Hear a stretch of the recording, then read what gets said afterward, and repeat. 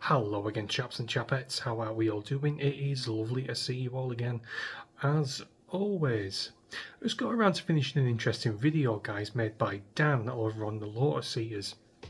He was going on about historic civil wars that have happened throughout the world over the last couple of 100 years, right up to present day. He was going through places like Malaysia, Iran, Iraq and Syria and various other shitholes that have gone through civil wars. Places in South America, for example, that kind of a thing. And he was going over the preludes to each and every one of these civil wars, what started them, what led up to the start of these said civil wars. And he was going through all these examples and he was implementing them into today's society within this country. And you'd be very surprised how many of these preludes are actually injected into our society today in this very country. I just thought I'd have a quick conversation with you guys about it, how and why certain people of a certain demographic and a certain religion are treated differently to people like me and you, right-wingers, shall we say, some more right than others, not naming names, and we're not going to go too far down that rabbit hole for obvious reasons.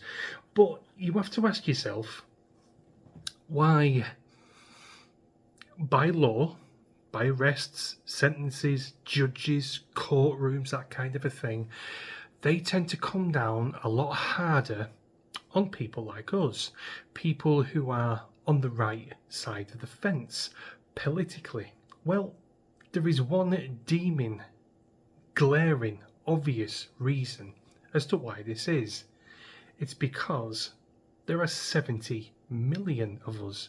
There are 70 million native English people on this tiny little island. Now let me tell you this, if I'm not condoning this, obviously I'm saying this for obvious reasons, I'm not condoning what I'm about to suggest here, but if 70 million people were to organise, take to the streets and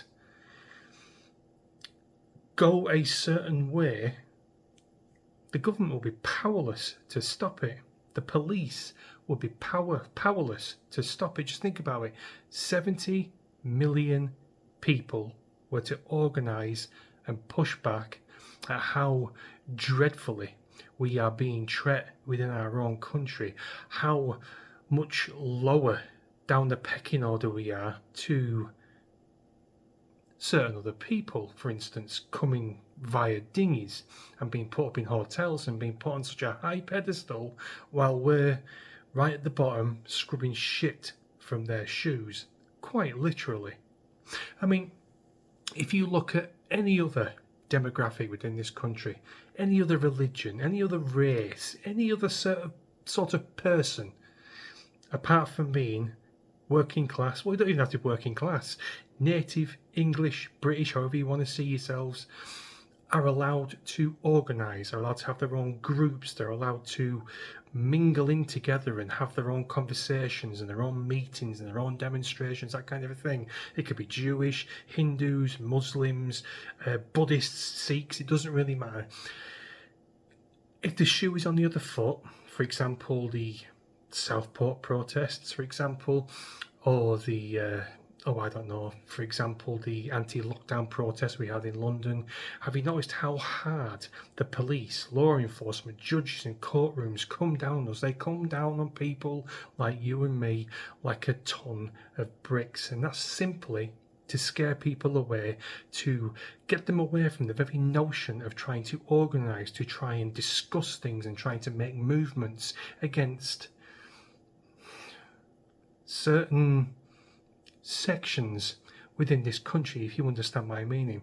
Like I said previously, 70 million people. The government, law enforcement, police, everyone, they are scared solid of any kind of organisation from the right wing. Why do you think they come down so hard on Tommy Robinson every single time? That time when he went to London and he was having breakfast in that cafe, 34 police officers to arrest one singular man, an excessive show of force. It's to show people like you and me that they will not fuck around if there is even one modicum of dissent from people like you and me. You will suffer the harshest consequences known to be within the law, and well, known to be anyone really in this country. That's why they do it. That's why we're so villainized and so demonized by the press, by the government, by Keir Starmer, because they are terrified. They are scared shitless because we have such mass numbers. Like I keep saying to you, if we were to organise, if we were to take to the streets and try and attempt some sort of coup, again, I am not condoning this, I am not suggesting anybody does this, I am just saying if. I am looking at it subjectively. If 70 million of us decided to do that, everyone would be powerless and the government would be overthrown. It's as simple as that, and that's why we get treated differently to everybody else in this country, because they are scared stiff.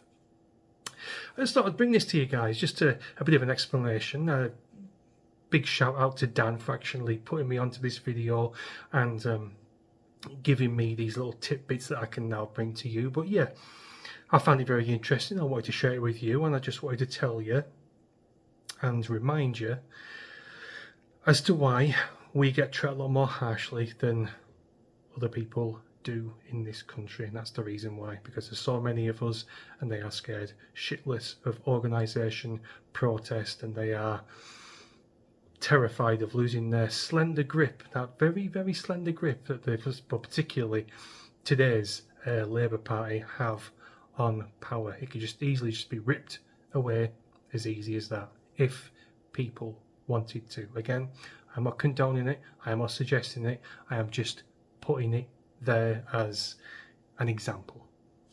So yeah, anyway guys, enough waffle. Thanks a lot for watching, and yeah, I'll see you in a bit. Cheers.